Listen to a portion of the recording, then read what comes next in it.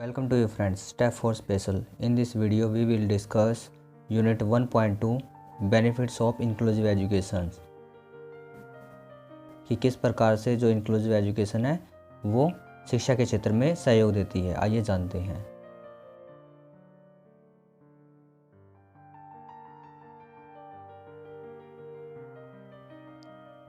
Unit 1.2 benefit of inclusion. आइए हम जानते हैं कि इंक्लूजन के क्या बेनिफिट्स हैं, क्या लाभ हैं उसके। समावेशी शिक्षा का मुख्य उद्देश्य सभी बच्चों को विद्यालय के साथ जोड़ना, उन्हें विद्यालय में बनाए रखना और बिना किसी भेदभाव के उनकी शैक्षिक आवश्यकताओं को पूरा करना है। अब इसमें बताया गया है कि जो समावेशी शिक्षा है उसका लक्ष्य है कि सभी बच्चों को स्कूल के साथ जोड़े रखे और उनकी सभी आवश्यकताओं को पूरा करें। अब आगे दिया गया है, अगर हम समानता के अधिकार को ध्यान में रखते हुए बात करें तो समावेशी शिक्षा सर्वोत्तम है। भारत जैसे विशाल भूभाग वाले देश में जहां पर cultural, literacy, religious, social economic status, traditions, custom के आधार पर बहुत अधिक भिन्नता होती है, वहां पर सिर्फ इंक्लूसिव एजुकेशन ही इक्वालिटी की बात करता है। अब यहाँ पर बताया गया कि जो भारत में अनेक आधारों पर जो भी भिन्नताएँ मिलती हैं उन सब को ध्यान में रखकर जो समान एजुकेशन की बात कही गई है उसको समावेशी शिक्षा ही पूरा करती है। समावेशी शिक्षा के प्रमुख फ़ायदे इस प्रकार हैं। अब जानते हैं कि अगर समावेशी शिक्षा को लागू करते हैं तो उसके फ़ायदे क्या क्या रहेंगे। इसमें फर्स्ट दिया गया है, भारतीय संविधान के प्रावधानों को पूरा करने में सहायक। आइए जानते हैं इसमें क्या बताया गया। भारतीय संविधान में शिक्षा को मौलिक अधिकार माना गया है और सभी को बिना किसी भेदभाव के शिक्षा देने का प्रावधान किया गया है। समावेशी शिक्षा भारतीय संविधान के इन प्रावधानों को वास्तविकता में लागू करता है और सभी बच्चों का बिना किसी भेदभाव के विद्यालय में स्वागत करता है। अब इसमें बताया गया है कि जो भारत का संविधान है वो सभी को समान शिक्षा की बात करता है बगैर किसी भेदभाव के। नेक्स्ट दिया गया है, आवश्यकता के अनुसार शिक्षा। समावेशी शिक्षा में सभी बच्चों को यूनिक समझा जाता है और उनकी क्षमता का बराबर सम्मान करते हुए शिक्षा देने की बात करता है। यही वजह है कि समावेशी शिक्षा विद्यालय को बालकों की आवश्यकता के अनुसार बदलने के लिए कहता है ताकि सभी बच्चों की शैक्षिक आवश्यकताओं को पूरा करके शिक्षा दी जा सके। अब सेकंड पॉइंट में बताया गया है कि विद्यालय को बच्चों की आवश्यकता के अनुसार परिवर्तन करने के लिए बोला गया है इसमें, और सभी बच्चों के लिए समान शिक्षा का अधिकार की बात की गई है। यहाँ पर किसी भी बच्चे की कोई भी दिव्यांगता को आइडेंटिफाई या उसको ध्यान में नहीं रखा जाता, बच्चे की काबिलियत के ऊपर जोर दिया जाता है। थर्ड पॉइंट दिया गया है, सामाजिक असंतुलन को दूर करना। अब यहाँ पर बताया गया है कि किस प्रकार से समाज में असंतुलन है और उसको समावेशी शिक्षा कैसे दूर करने में सहायक है। चूँकि समावेशी शिक्षा में सभी जाति, धर्म, लिंग और क्षेत्र के बच्चों को बिना किसी भेदभाव के शिक्षा दी जाती है, इसके आधार पर सामाजिक असंतुलन को दूर करने में सहायता मिलती है। अब जो समावेशी शिक्षा है उसमें सभी बच्चों को बगैर किसी जाति, धर्म, लिंग के आधार पर उसको भेदभाव के शिक्षा देने की बात कही गई है, जिससे समाज में संतुलन बनाने में सहायता मिलती है, जिसमें एक निम्न वर्ग का और एक मध्यम और एक उच्च वर्ग के बच्चे एक साथ शिक्षा ग्रहण करते हैं और वो समाज का एक अच्छा दायित्व निभाने में सहयोग देते हैं। शिक्षा के द्वारा आगे दिया गया संसाधनों का समुचित प्रयोग। समावेशी शिक्षा के द्वारा उपलब्ध संसाधनों का समुचित प्रयोग किया जाता है, क्योंकि समावेशी शिक्षा में एक विद्यालय भवन में सभी बच्चों को शिक्षा दी जाती है और उस विद्यालय को बाधा मुक्त बनाया जाता है। इस वजह से अलग से विशेष विद्यालय का निर्माण नहीं करना पड़ता है और उपलब्ध संसाधनों के द्वारा ही सभी विद्यालयों को उनकी आवश्यकता अनुसार शिक्षा दी जाती है। और उपलब्ध संसाधनों द्वारा ही सभी बच्चों को उनकी आवश्यकता के अनुसार शिक्षा दी जाती है।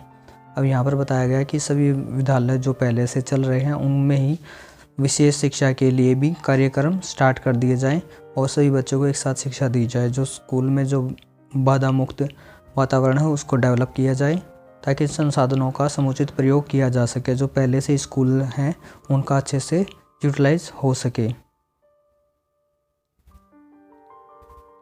अब 5th पॉइंट दिया गया है बच्चों को बाल मनोवैज्ञानिक के अनुसार शिक्षा। अब इसके लिए कैसे सहायक है समावेशी शिक्षा, ये जानते हैं। समावेशी शिक्षा बिना किसी भेदभाव के सभी बच्चों की रुचि, क्षमता व योग्यता को ध्यान में रखते हुए एजुकेशन देने की बात करता है। शिक्षण अधिगम प्रक्रिया में बच्चों की भागीदारी बढ़ती है जिससे बच्चों में अधिगम की मात्रा भी बढ़ती है। अब इसमें बताया गया है कि बाल मनोवैज्ञानिक शिक्षा के अनुसार अगर बच्चों को शिक्षा दी जाती है, उनकी रुचि, क्षमता और योग्यता को ध्यान में रखते हैं तो बच्चों के अंदर जो अधिगम की क्षमता है वो भी बढ़ती है और बच्चे अच्छे से अधिगम कर पाते हैं। जो एजुकेशन है वो इफ़ेक्टिव हो पाती है बच्चों के लिए।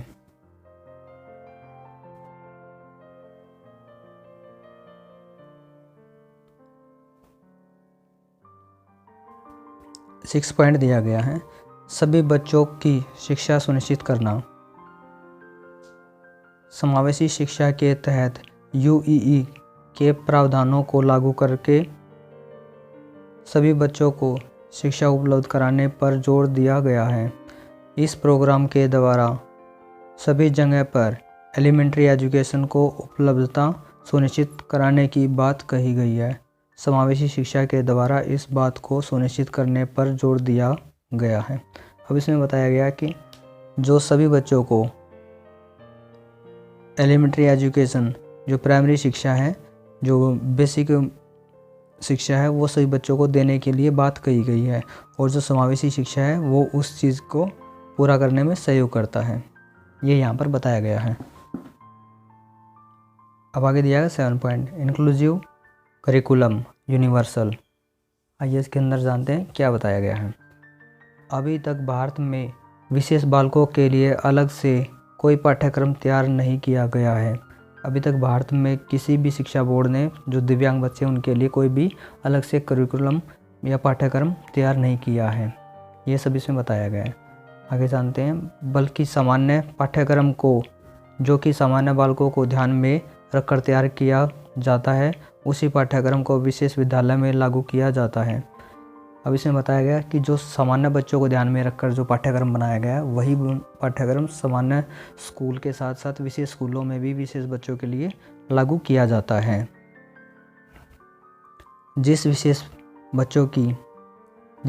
बच्चों की शैक्षिक अधिगम प्रक्रिया प्रभावित होती है।